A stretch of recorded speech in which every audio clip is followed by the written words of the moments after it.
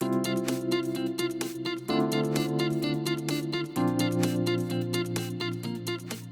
estos días, como hemos sabido, el choque de poderes, la crisis institucional, las tensiones alrededor del Tribunal Constitucional, el rechazo de la vacancia que se había iniciado en el Congreso, han postergado los temas más urgentes del país, la recesión y la pandemia. Y uno de los temas más urgentes es la pandemia. Y una de las preguntas que surge es, ¿cómo va la pandemia?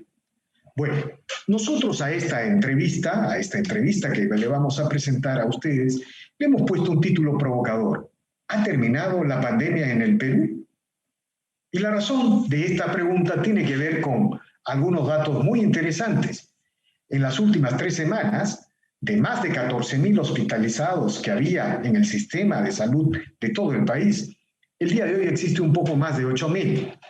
De más de 200 muertes diarias, el día de hoy en promedio es menos de 100 muertes diarias, aunque a veces suele pasar, digamos, esta cifra. Pero en general se ve una curva descendente en los hospitalizados y las muertes. Algo parecido empieza a suceder en el número de contagios. Entonces, queremos saber qué está pasando.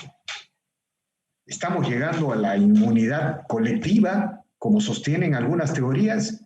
¿Se ha atenuado el virus o es el curso natural del virus? Todas estas preguntas merecen ser respondidas a la luz de estas interrogantes. Bueno, para hablar de este tema hemos convocado al doctor Herbert Cuba, un médico, un especialista en políticas de salud, colaborador de este portal, quien ha tenido la gentileza de aceptar esta conversación. Buenas tardes, doctor Cuba, gracias por aceptar esta invitación.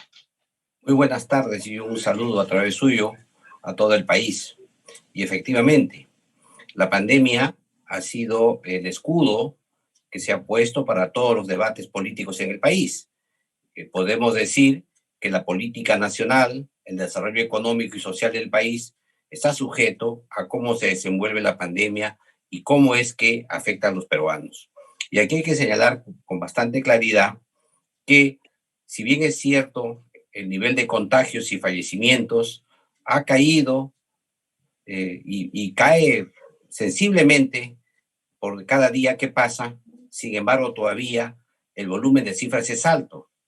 Es evidente que es una buena noticia que hay un progreso en la mejora de la situación sanitaria. Sin embargo, esto tiene un grave problema, debido a que un falso triunfalismo nos podría llevar a poder desatar una vez más mayores contagios. Y quiero expresar aquí algo adicional. Se discute hoy día que ya debería empezar la 4ª fase de la reactivación económica. Y el debate central en este tema es si es que esa 4ª fase de reactivación, que debió ser hecha en agosto y que se ha postergado debido a las condiciones de la pandemia en nuestro país, ya debería empezar en el mes de septiembre. Y la respuesta a esa interrogante tiene que ver con las medidas sanitarias que tome el gobierno para que esa reactivación prospere sin mayores consecuencias. Pero doctor, antes un poco ver el análisis estrictamente sanitario de la pandemia. Mire, como decíamos en la introducción, hace 3 semanas habían más de 14.000 hospitalizados. El día de hoy hay un poco más de 8.000. Las muertes también han caído a la mitad. Los contagios también están descendiendo, aunque no, digamos, en la misma curva descendente que los hospitalizados y las muertes. Entonces, la pregunta que surge es, ¿cómo explicamos esto? Bueno, hay 2 teorías. Una teoría nos dice que estamos avanzando hacia la inmunidad colectiva, la inmunidad de rebaño. Otra teoría nos señala que el virus, en su curso natural, se atenúa en su agresividad frente a los ciudadanos. Y la mayoría de los contagiados se están tratando en sus casas. ¿Qué nos puede decir al respecto? ¿No? ¿Cuál cree usted es la aproximación más certera o más científica o más apegada a la realidad, diría usted? En primer lugar, quiero señalar algunas condiciones. Primero, el país no es homogéneo. Las condiciones de Iquitos donde más del 70% de la población ya hizo el contagio, frente a la población de Lima, que en el mes de julio ya tenía un 25% de contacto con el virus. Julio, ahora en septiembre ya debe estar quizá más del 50%. Falta un estudio que nos entregue el Ministerio de Salud en ese sentido. Otra es la relación que hay en el norte del país, donde también los casos van disminuyendo, y otro es el caso también del sur. O sea, la forma como se desarrolla el virus a nivel nacional, si bien es cierto que si uno junta todas las cifras forman una ola, y quizás sea esta ola, pero esta curva peruana es una curva como con dos jorobas sucesivas o superpuestas, permite avisorar que ya hay un descenso global del caso. Esta es una primera lectura. La segunda lectura es que hay gente que habla de que podría haber una segunda ola, debido a que precisamente si nosotros seguimos en esta situación y hay un relajamiento, es posible que haya una segunda ola. Y yo aquí también tengo una crítica, debido a que no podemos comparar lo que ocurre en Perú con lo que ocurre en España y otros países europeos, donde ellos lograron controlar, y esto, déjame terminar la idea, ellos lograron controlar la pandemia con menos del 10% de casos positivos. En cambio, nosotros estamos bordeando el 50% de casos y aún no la controlamos. Entonces, la posibilidad de ellos, como los casos eran tan pocos, de que al relajar la situación sanitaria, las medidas sanitarias, haya una segunda ola, es plausible. Pero en el caso peruano, esta segunda ola se reduce. No digo que no podría ser, pues, y si es que ocurre, sería una ola muy chiquita. ¿Por qué? Porque ya la mayoría de la población ya ha entrado en contacto con el virus. Ahora, si mantenemos las condiciones sanitarias, es posible que esta ola nunca ocurra. Ahora, déjeme, por eso es interesante. Por eso pero quiero responder la pregunta que me han hecho, que me han hecho dos preguntas. Entonces, en este caso, entonces, la pregunta es, si ¿a dónde vamos? El Perú va en un modo natural a la inmunidad colectiva o a la inmunidad de rebaño. Ese es un primer tema y estamos en una fase bien avanzada, esa inmunidad de rebaño. Ya. Y el otro tema que quiero expresarle a usted es que el virus no se atenúa. No se atenúa el virus. Señor Cuba, a eso voy. Mire, precisamente por esto es muy importante este tipo de diagnóstico y el Ministerio de Salud debería procesar un estudio científico, ¿no? Porque ahora hay, digamos, evidentemente en Europa hay un rebote, y como usted lo señala claramente, es que en Europa se logró controlar el avance del virus con una población contagiada muy escasa, ¿no? Y digamos, probablemente la población de Europa que se contagió llegue al menos del 10%, como usted lo señala. Bueno, si se abren los aeropuertos en esas condiciones y viene un virus de cualquier continente, es obvio que va a haber un rebrote, porque solo el 10% se ha contagiado. En el Perú parece que va a ser todo lo contrario. Entonces, usted está sosteniendo de que lo más probable es que en el Perú no se dé un rebote porque estamos avanzando hacia la inmunidad de rebaño. Ahora, hay otras opiniones de otros médicos, de otros científicos, que señalan que no estamos ni cerca de la inmunidad de rebaño, que más bien lo que está sucediendo es que el virus se atenúa porque se ha replicado tanto en el Perú que, digamos, la población peruana, digamos, es más benéfica, por llamarlo de alguna manera, el contagio luego de tantas réplicas de un virus. ¿Qué nos puede comentar al respecto? Esa teoría no resiste un análisis científico, porque el virus es el virus y en consecuencia las condiciones del virus se replican de acuerdo a varias condiciones. La primera de ellas es la cantidad de virus que entra en contacto con una persona. En segundo lugar, la defensa que tiene esa persona para atacar el virus. Y la tercera es qué medidas se han tomado para que eso no ocurra. Y si en este momento se usa mascarillas, hay un contacto adecuado a ambos lados, quizás la carga viral que entra al paciente o al ciudadano que va a ser contagiado es tan pequeña que no le produce una enfermedad mayor, salvo que este paciente tenga alguna susceptibilidad genética o tenga algún problema de defensas en su organismo. Entonces, por eso es que, a pesar de que el contagio es masivo, ¿no? También, la mortalidad no es tan alta como se podría haber visto en otros países. Pero además también tenemos otra posibilidad. Tenemos una población relativamente en edad más joven. En consecuencia, nuestra media de edades es gente más joven, gente adulta, y no tenemos tantos ancianos como tienen los europeos, y en consecuencia esa posibilidad también es favorable para el tema del virus. ¿Qué desventajas tenemos? El hacinamiento, el problema de las casas insalubres, mucha gente en un solo domicilio, el mucho comercio informal, la falta, el incumplimiento masivo que hay de la población en algunos temas que podrían agravar. Sin embargo, el virus no ha cambiado. Aquí por eso es muy importante tomar en cuenta las condiciones de cuidado contra el virus. Bueno, lo que usted nos está señalando, la aproximación que usted está planteando es que en el Perú ha habido un curso natural del virus, pues, y que de alguna manera el número de contagios nos están llevando a un acercamiento a la inmunidad colectiva.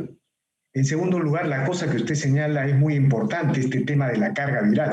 En realidad, en Lima, por ejemplo, y en todas las provincias del país, todo el mundo está usando mascarillas, incluso tapacaras, ¿no? Eso hace que la carga viral sea muy poca. Y el cuerpo al recibir, eso también lo escuché a otro científico, el cuerpo al recibir una carga viral muy poca, digamos, muy poca carga viral, el cuerpo aprende a crear anticuerpos sin hacer la enfermedad, valga las redundancias, ¿no? Es decir, el cuerpo genera anticuerpos sin hacer la enfermedad y de alguna manera eso también ayuda a la inmunidad. Eso es lo que usted nos quiere decir. Exactamente. Eso es lo que yo le decía y es exactamente lo que hemos conversado, ¿no? Exactamente. Lo que ocurre es que la carga viral es pequeña, que entra al organismo y en consecuencia el organismo puede defenderse mejor. Pero por otro lado también, ojo, es necesario resaltar las medidas sanitarias que se han tomado.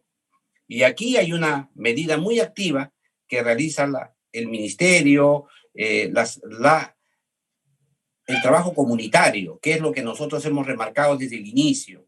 Y eso es lo que falta fortalecer. Si nosotros, para evitar el contagio, para evitar esta posibilidad de que se difunda más de lo que todavía tenemos, ojo, las cifras están cayendo, pero todavía son altas. El promedio de 100 muertos diarios es alto todavía, señor Víctor Andrés Ponce, es alto. Necesitamos que esa cifra caiga más. Igual el número de contagios detectados también es alto. Por eso es que esa cifra debe seguir bajando.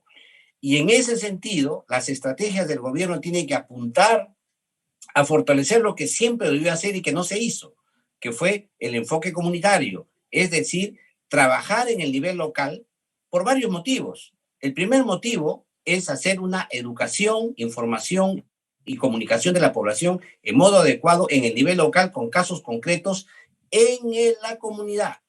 Y el segundo tema que hay que hacer ahí es la vigilancia social. Es decir, la gente tiene que colaborar con sus vecinos para poder lograr que la población cumpla las medidas de higiene.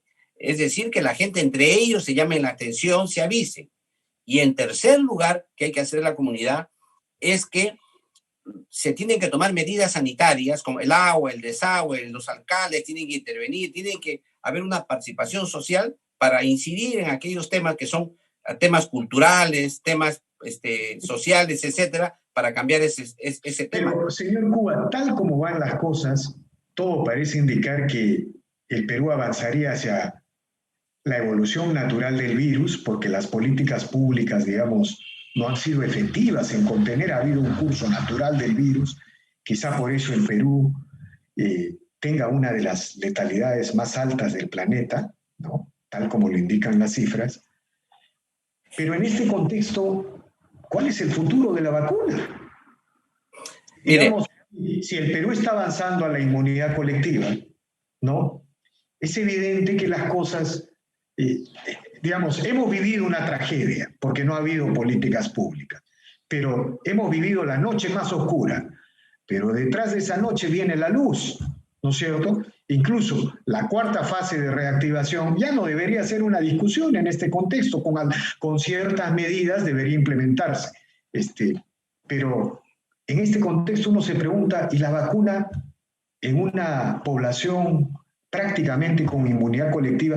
Porque lo que usted dice es cierto, es muy poco probable que en el Perú hayan ese tipo de rebotes que ahora existen en Europa. ¿Qué nos puede decir al respecto? Mire, primero que yo sigo pensando, y aquí quiero expresarle mi sentimiento, mi optimismo, de que el enfoque comunitario se tiene que realizar. Y creo que las regiones, los gobernadores regionales están trabajando en eso, y creo que eso es una buena noticia. Eso no significa que no avancemos a la unidad de rebaño, porque a pesar del distanciamiento social, a pesar de las medidas que se toman, las enfermedades que van a recibir la gente van a ser más benignas, como lo hemos comentado por el tema de la carga viral.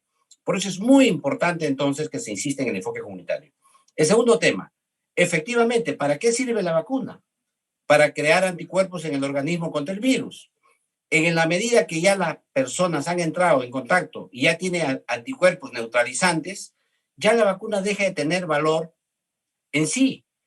Por lo tanto, la posibilidad de que tengamos necesidad de vacunados va a ser más remoto, a excepción de la gente que siempre ha estado en cuarentena, que es la tercera edad, y quizá la población es en riesgo, que a pesar de que se ha ido abriendo la economía y se ha ido reactivando la economía, es la población que ha quedado aislada. Y esa población probablemente llegue en la misma situación hasta el próximo año. Sin embargo, para la gran masa de población, ya la vacuna va a ser de repente inservible, ya no va a ser necesario utilizarla. Y en consecuencia,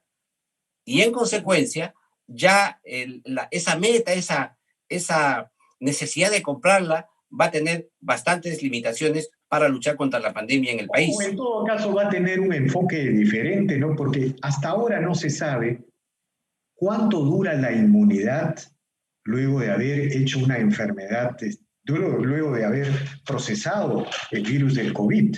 Digamos, hay discusiones científicas, hay estudios científicos que dicen que la inmunidad no es permanente. E incluso en el caso de las vacunas, una de las grandes discusiones es cuánto de inmunidad va a proveer. Finalmente, las vacunas de la influenza permiten una inmunidad de 1 o 2 años en algunos casos. Entonces, digamos, la vacuna es necesaria, pero ya tendría otro enfoque. Uno podría decir algo así. Claro, pero hay una diferencia enorme con la pandémica, con la vacuna de la influenza, que lo vamos a conversar luego. Pero lo que te quiero expresar aquí también es lo siguiente. Hasta la fecha, desde que se inició el virus hasta hoy, no hay casos confirmados de reinfección. Hay alguno que otro que se ha descrito en la literatura, pero han sido casos aislados. No hay una posibilidad de explicar que esto va a haber una reinfección. Primer tema, y esa es una buena noticia. Eso nos asegura una mayor inmunidad. Pero el tiempo de esta inmunidad no la conocemos. Es cierto, pero sí se ha determinado, por estudios que han hecho en Europa, de que hay una forma de memoria que no solamente son los anticuerpos, sino una forma de memoria celular que hace que, a pesar de no tener anticuerpos, el organismo ya tenga en su memoria para producir anticuerpos en el momento que vuelva a entrar el virus. Y esa es una buena noticia. En consecuencia, parece ser que la inmunidad que da esta pandemia, el COVID-19, es una inmunidad que nos va a sostener largo tiempo. No sabemos cuánto, pero eso es una buena noticia cuando pensamos en inmunidad de rebaño. Y en el segundo tema, en el caso de la vacuna de la influenza, por ejemplo, lo que ocurre ahí es que el virus sí cambia, muta, aparecen nuevos virus cada año. Y en consecuencia, la vacuna que se hace es buena para un tipo de influenza, y al otro año aparece un nuevo tipo y entonces hay que colocar una nueva vacuna. Pero la vacuna que se puso sí es persistente, la de inmunidad. Eso no hemos visto en el caso del virus actual hasta la fecha. No hemos visto en el caso del virus del COVID-19 hasta la fecha. Pero recién estamos pocos meses. Hay que observar eso en el futuro. Ahora, una pregunta final. Entonces, estas visiones apocalípticas que nos señalan la posibilidad de una segunda ola no deben descartarse, pero digamos, no es lo más probable, o estas visiones tremendistas que nos señalan que las elecciones del 2021 podían estar en peligro, digamos, están un poco lejanas, tal como se van presentando los datos y los hechos, ¿no? Yo creo que la inmunidad, una segunda ola, ¿no? Otro dice una tercera ola, porque hay gente que dice que ha habido 2 olas juntas, o una tercera ola, es improbable. Tiene una probabilidad muy reducida debido al número ya de contactos que tiene nuestro país. Ojo, estamos hablando en modo global. No hay que generalizar el aspecto global que tiene el país con lo que pueda ocurrir en un distrito, o en una provincia, o una región. El caso Iquitos, para nuestro país, es emblemático. Allá se dio en Iquitos la inmunidad de rebaño ya. Actualmente ya los casos han disminuido a tal punto que la gente ya está tranquila frente a la pandemia. Igual va a pasar en Lima. Eso no va a quedar la menor duda, porque ahí avanzamos. Sin embargo, siempre van a quedar un grupo de riesgo, que son precisamente lo que conversábamos, la tercera edad, que los que han estado en aislamiento, en cuarentena permanente, que van a requerir, de cierta manera, van a ser los primeros que van a requerir el tema de la inmunización y de la vacuna. Pero hay algo más. No se puede utilizar la vacuna, ahora la pandemia, para algunos aspectos que quiero señalar. Primero, ¿hay que tener miedo a la reactivación que empieza en octubre? Yo creo que no. Sin embargo, el ministerio debe ajustar sus medidas sanitarias para hacer un buen trabajo comunitario, una buena publicidad, para que esas nuevas aglomeraciones que van a aparecer, porque no nos olvidemos que en esta cuarta fase van a aparecer una serie de actividades económicas que no había antes, que van a haber aglomeraciones a veces difíciles de controlar. Pero ahí viene el trabajo del ministerio, el trabajo del gobierno para que eso no ocurra. El segundo tema, hay que tomar en cuenta que si no apelamos a la conciencia ciudadana y no hacemos un trabajo muy meticuloso en información, educación y comunicación, y no somos triunfalistas, y aquí sí quiero yo señalar enfáticamente que he visto yo en algunas conferencias del presidente un triunfalismo sobre el tema, yo creo que eso podría mejorar. Y el tercer aspecto que creo que hay que señalar es que los profesionales de la salud en el país deben tener un mayor acercamiento con las autoridades del gobierno para resolver los problemas que tienen, que impiden que ellos cumplan adecuadamente su función. Seguimos pensando en pruebas moleculares, seguimos pensando en la necesidad de equipo de protección personal, seguimos pensando en la reactivación que debe tener el primer nivel de atención, seguimos pensando en fortalecer las capacidades de oxígeno que tienen los hospitales y seguimos pensando en que deben haber medicamentos, insumos en las farmacias de los establecimientos de salud para poder enfrentar en primera línea y en el momento precoz esta pandemia. Y eso es una tarea pendiente. Muy bien, señor Herbert Cuba, infinitamente agradecido por esta reveladora, interesante conversación, polémica aproximación científica. En todo caso, el Ministerio de Salud es el encargado de hacer un estudio científico para decirnos en qué nivel de contagio está la población, hacia dónde vamos, hacia qué ruta nos enrumbamos, más allá de que las curvas estén bajando. Pero las preguntas están ahí. Le agradezco infinitamente nuevamente por haber participado en esta conversación, señor Cuba. Un agradecido y muchas gracias. Hasta luego.